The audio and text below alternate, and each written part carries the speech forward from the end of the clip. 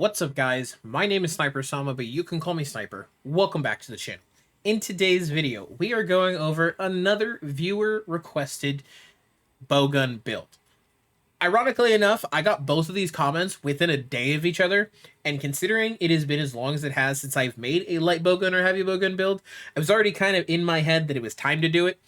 Initially, when I got the comment, because I actually got this one first about the heavy bowgun, just like in my light bowgun build, I was not super excited to do so.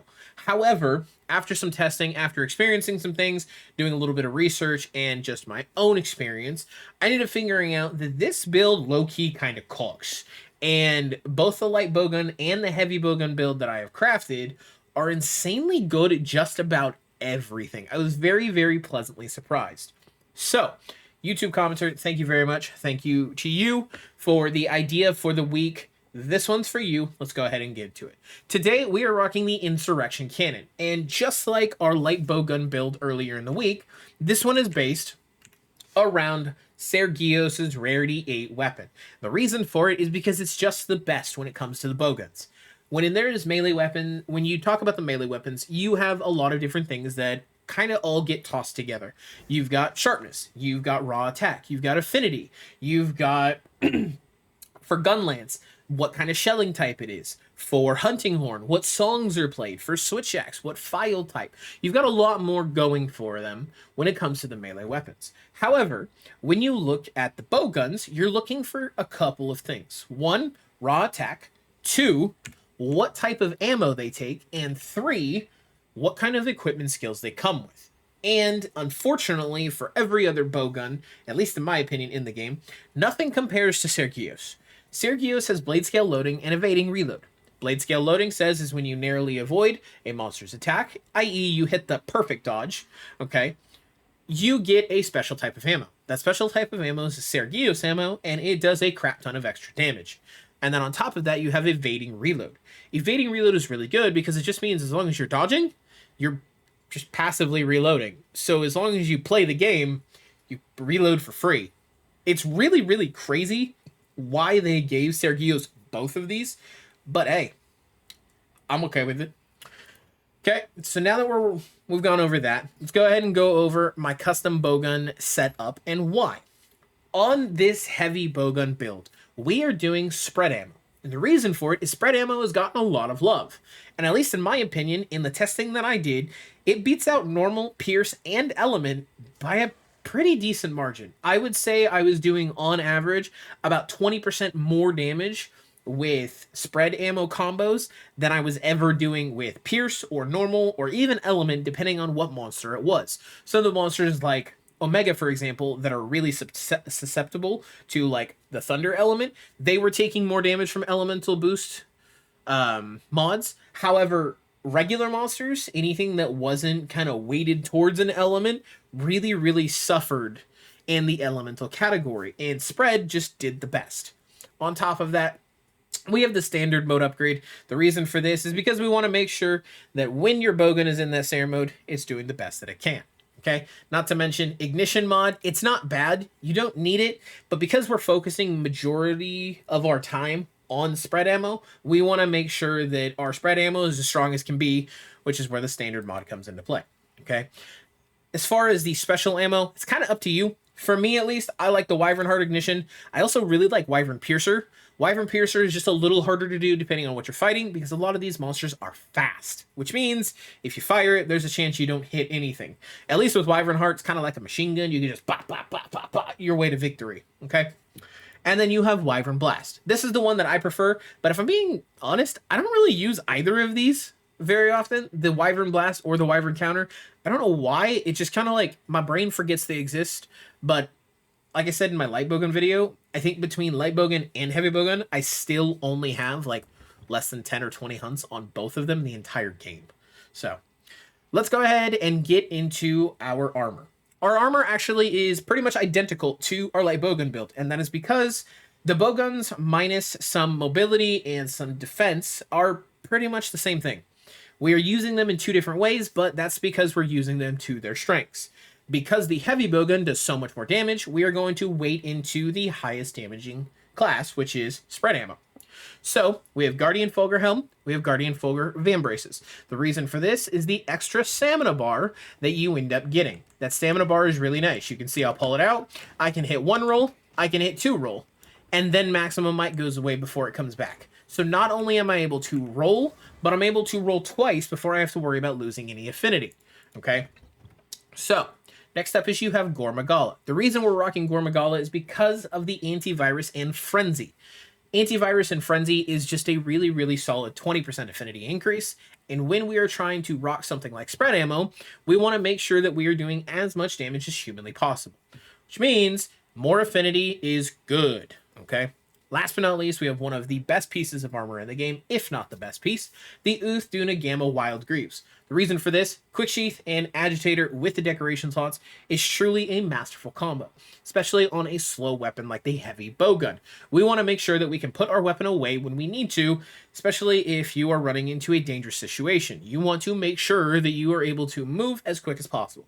Is it a requirement? No, absolutely not. But Quick Sheath is one of those quality of life skills that I really, really, really advocate for. I think everybody should really look into using them, even if you're not. It will make a world of a difference. Last but not least is we have a new drop. I got this one a couple days ago, and I just hadn't made anything that needed it yet. I actually got a Rarity 8 Golden Age charm specifically for either bowguns, light, heavy, or the bow. And the reason it's so good is because it actually rolled with critical boost and ballistics. If you don't know, ballistics increases the range in which your ammo and your arrows have maximum power. So instead of being, let's say, at 2 meters away from the monster, hitting, we'll say 50 with your spread ammo per pellet at 5 pellets, 250 damage. Now you can be at like 3 meters, which albeit, it doesn't sound like a lot. But when you are getting focused down, especially because the bowguns, at least in my opinion, are some of the harder weapons that you could use as a solo player, it can get really, really daunting really, really fast. So, for those of you that may need to sit a little further back, this is what it was for. Ballistics is going to make it to where you can have maximum damage without being literally in the monster's face. Especially those of you that are new and may not know that if you use a bowgun or a bow, you are going to take more damage from the monster anyways, okay? Now, we've gone over all the armor, gone over my talisman. Let's say you don't have this talisman. In fact, the majority of people probably will not. What I would recommend is you go for a critical boost or a ballistics. If you have critical boost, you will be able to get up to level 4 like me. If you do not have critical boost, it is important that for this build specifically, your ballistics is maxed out. Ballistics is very, very important, and that is why I am recommending specifically for ballistics, especially the way these work. All you need is ballistics level 1 if you have, say, an attack boost charm, a burst charm, maybe even counterattack. Offensive guard on Heavy Bowgun, for example, is good because you've got a shield. It's kind of up to you. Just make sure that you have at least 1 level of ballistics, and ideally on a Rarity 8 Golden Age charm. And the reason for that is because we get the offensive weapon deco. Okay, let's go ahead and get into our decorations. Decorations are going to be as follows. On our level 3, because we do not have 3 level 3 decoration slots, we're going to be using opener and precise. The reason for that, opening shot and ballistics. Ballistics, like I already discussed, is going to give us more range at which we're able to do maximum damage. Opening shot is going to make it to where we reload our weapon faster. This is because spread ammo itself takes a while to reload. You're not always going to be able to reload off of a roll, like what we were talking about with the blade scale loading and evading loading, thanks to Sergios's weapon. You are not always going to be able to do that. However, when you can do that, it's going to be much, much faster, which is going to make it a little bit easier. This is not only quality of life, but is also going to increase the attack power when you are fully loaded. That next shot is going to do more damage, okay? Then we have critical boost and precise. Like I talked about in my light bowgun build video. If you do not know what precise is just the name that it was given as a decoration slot. If you come down here to the bottom, you can see mine says tab. You can turn and it'll tell you exactly what it is. You are looking for ballistics. If I were to tab back over, you see precise jewel. The reason for this, especially on spread bowgun, you have to be in the monster's face. But you don't want to be so close that you can't see anything else. This makes it to where you don't have to be immediately there. You can step a little bit back just so that you're not the main focal point of that monster, especially if you're playing with other people.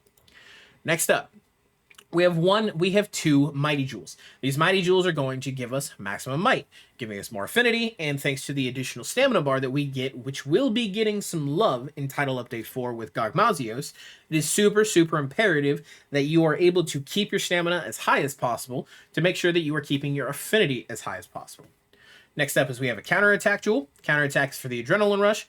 Just because you were sitting there using the Sergios blade scale loading, evade loading, you're going to be going for those dodges anyways. You might as well get a little extra raw attack, especially with something with such high raw attack as this heavy bowgun with spread ammo anyways.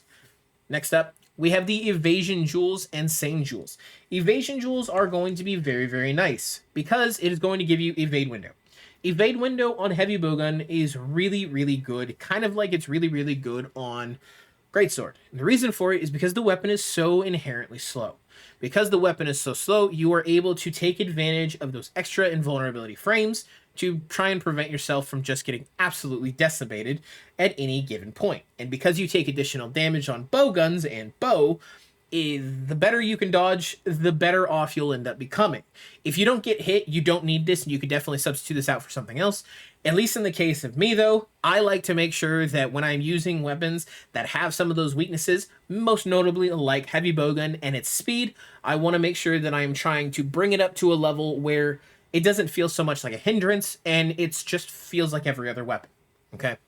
We have our Sane Jewels. Sane Jewels is just going to allow us to get the antivirus frenzy clear and get additional bonuses. And then last but not least, we have Physique. Physique is the Constitution, which means we're going to roll a little bit. When we roll, we're going to lose a little less stamina. Okay? All in all, with everything combined together, we have a grand total of Agitator with 15% affinity, 20% natural, thanks to our weapon, giving us 35%. Maximum Might, giving us an additional 30% for a 65% affinity.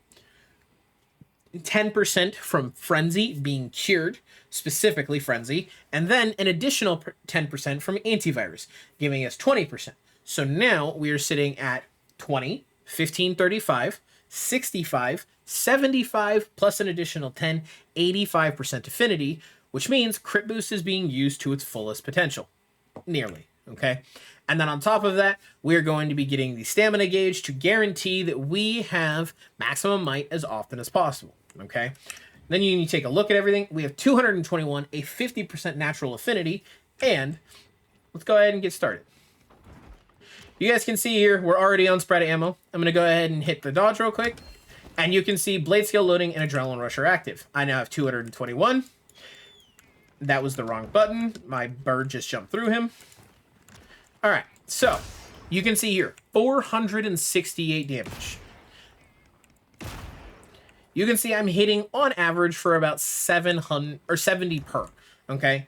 If I were to just aim right here, we do 300 damage with one shot. Now, if I were to roll this attack, we'd get the blade scale loading. And on top of that, we reloaded the one level spread ammo that we had. That one with the blade scale loading did 500. For example, if you do not know, monsters like Gormagala at the rarity 9 while solo have, I believe, somewhere around 51,000 health. You can see here with just 2 shots, I was able to do nearly 1,000 damage. Granted, it's a little shy of 800, but one additional shot, and just like that, we're sitting closer to 1,200 damage. The thing about this build is that it is going to take advantage of everything. You can see with the blade scale loading, even with the roll and me not hitting it entirely, we still get full benefits. If you were able to stay in the monster's face like this, you were able to pump out some crazy high damage.